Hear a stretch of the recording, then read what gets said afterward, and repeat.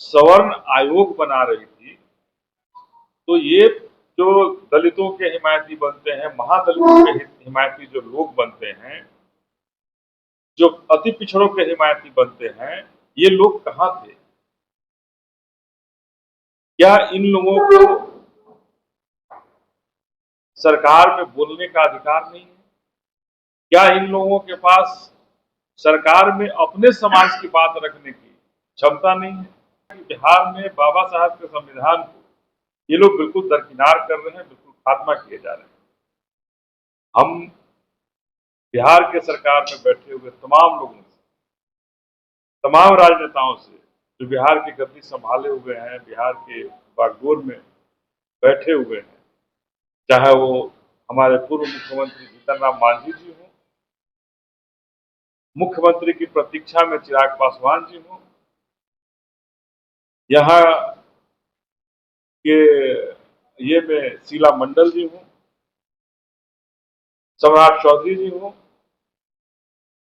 उन तमाम लोगों से पूछना चाहते हैं कि आखिर जब बिहार की सरकार, तो बाबा साहब ने जो संविधान में अधिकार दिया, जो हक दिया, जिसके अधिकार से आप मंत्री बन गए साहब, और मंत्री बन करके आप अपने समाज को डूबते हुए देखते रहेंगे, तो भाई बाबा साहब तो ऐसा नहीं कहे थे। अपने अपने समाज को आगे लाने के लिए, हर वो काम करने के लिए उन्होंने कहा है। तो आप कौन सी इस डबल इंजन की सरकार में मलाई खाने के लिए आप बैठ गए हैं, और केवल मलाई खाएंगे तो कैसे हमारी पिछड़ों, अति पिछड़ों, दलितों का कल्याण कब होगा और कैसे होगा? दलितों पर लगातार इस बिहार के अंदर जुल्म हो रहे हैं, ज्यादती हो रहे हैं। ऐसे स्थिति में ये जो आयोग को बंद किया गया है, दलितों की बात हम अक्सर जाते हैं, अभी गोपालगंज भी गए थे, कुछ दिन पहले औरंगाबाद भी गए, कैमूर भी गए, जहां दलितों पर इस बिहार के अंदर सबसे ज्यादा जुल्म हो रही है, और न थाने में उनकी बात सुनी जा रही है, न एसपी उनकी बातों को सुन रहे हैं। तो एक दलित आयोग ही रहता था, महादलित आयोग होता था, जहां पर जाकर के लोग अपनी बात कहते थे, और महादलित आयोग उस पर कुछ संज्ञान लेता था। लेकिन जब फरवरी 2024 से आज लगभग 1.5 साल से उस आयोग को बंद कर दिया गया है, तो निश्चित रूप से ऐसे स्थिति में महादलितों के पास, हमें नहीं लगता है कि अब कुछ न्याय के लिए कोई सहारा बच जाता है। महादलितों को बंद करने के लिए बसपा क्या कर रही है, क्या रणनीति क्या है?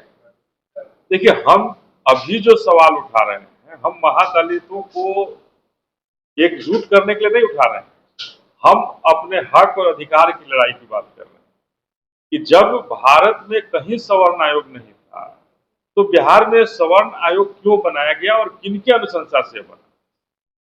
हम ये जानना चाहते हैं, क्या इनकी दशा महादलितों से भी खराब है?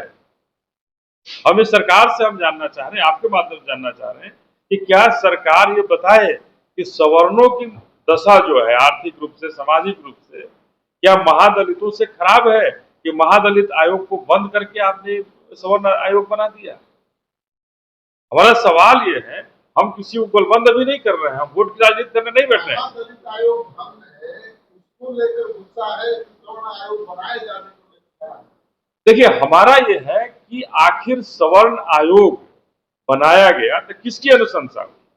हमको देश राज्य जानना चाहता है, हम एक बिहार के नागरिक जानना चाहते हैं।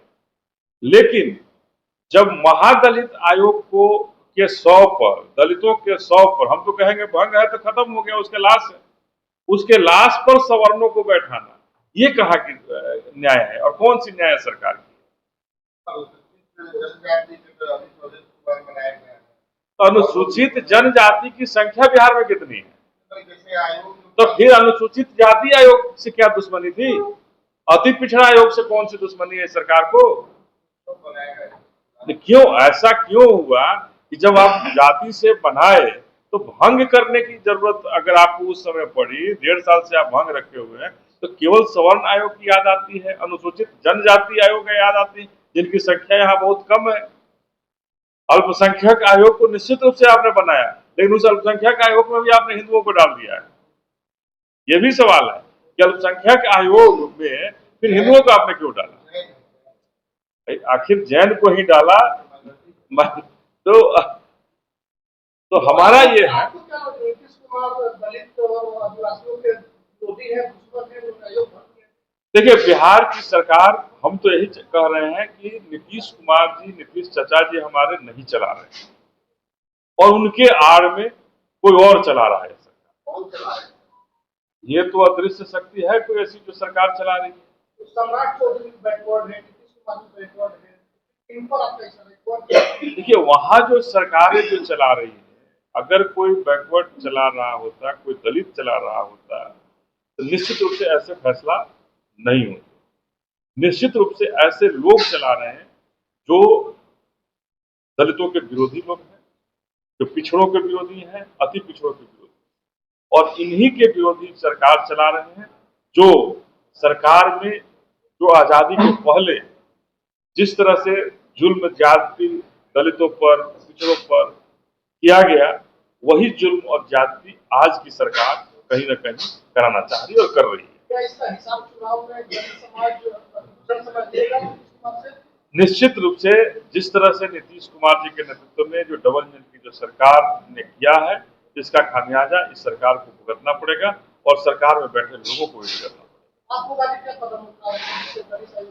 देखिए, अभी सबसे पहले हम सरकार को आपके माध्यम से चेतावनी देना चाहते हैं कि आप इस आयोग को तुरंत बनाएं। दलितों का आयोग जो आपने भंग किया है, इस आयोग को तुरंत लाएं, सामने लाएं और आयोग को जिंदा करें, और जो सवर्ण आयोग बनाया गया है इस पर विचार करें।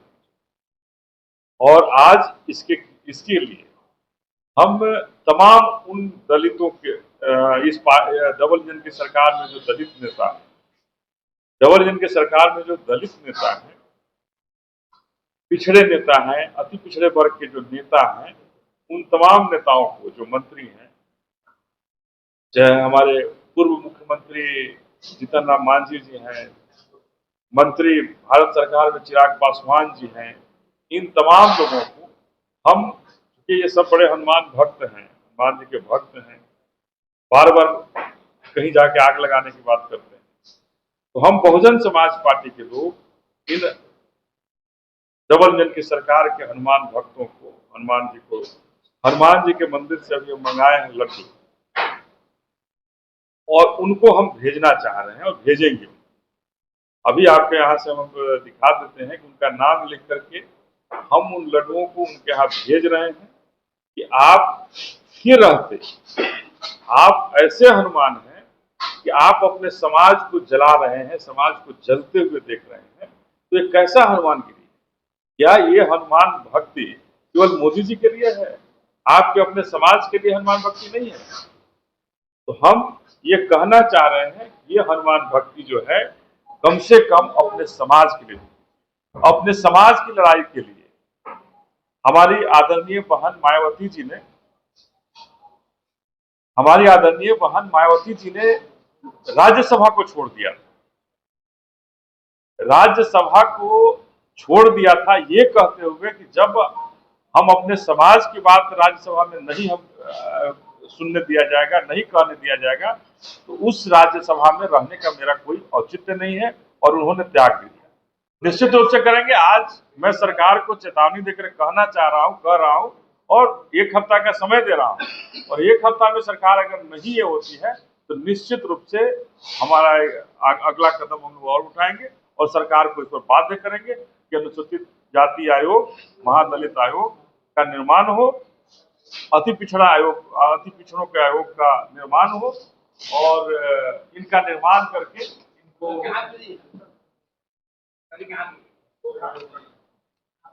ऐसे ये लड्डू वाले पर चिराग पासवान जी का है, जीतन राम मांझी जी हैं, सम्राट चौधरी जी हैं, ये हम इनके घर भेजना चाहते हैं। क्या संदेश ये देना चाहते हैं कि आप ये हनुमान जी का इनके लिए प्रसाद है। तो ये हम ये कहकर इनको भेजना चाहते हैं कि आप कैसे नेता हैं कि अपने समाज, आपका समाज डूब रहा है और आप मलाई मारने के लिए, मलाई खाने के लिए आप पार्टी के साथ डटे हुए हैं। अगर आपकी बात पार्टी नहीं सुन रही है तो आप पार्टी का परित्याग करें। कब तक आप गुलामी का जीवन डबल इंजन की सरकार में सहते रहेंगे और डबल इंजन की सरकार में आप कब तक गुलाम बनकर रहेंगे? ये गुलामी की जंजीर है जो आपको इसके खिलाफ बोलने नहीं दे रही है। तो हम लड्डू भेज करके आपको बाध्य करना चाह रहे हैं कि आप अपने समाज को समझें, समाज के प्रति जागृत हों। हम बाबा साहब को मानने वाले लोग हैं, हम माननीय काशीराम साहब को मानने वाले लोग हैं। तो हम ये संदेश उन्हें देना चाहते हैं कि लड्डू खाइए लेकिन अपने समाज को याद कीजिए, और समाज के लिए अगर आपको अपनी कुर्सी की कुर्बानी देनी पड़े तो उस कुर्बानी को दे करके अपने समाज के लिए जागृत होइए। हनुमान को कहाँ का लड्डू आप भिजवा रहे हैं? इन हनुमान को हम हनुमान मंदिर से, पटना के प्रसिद्ध हनुमान मंदिर से लड्डू मंगाए और वही हनुमान मंदिर के लड्डू मंगा करके चढ़वाए हैं उनके लिए पंडित जी से। लड्डू खाइए, राम जी को सब खाइए। और ये डबल इंजन की जो सरकार है, इस सरकार को कहना चाहते हैं कि आप संज्ञान में लीजिए कि महादलितों के साथ और दलितों के साथ लगातार इस बिहार के अंदर जुल्म और ज्यादती हो रहा है।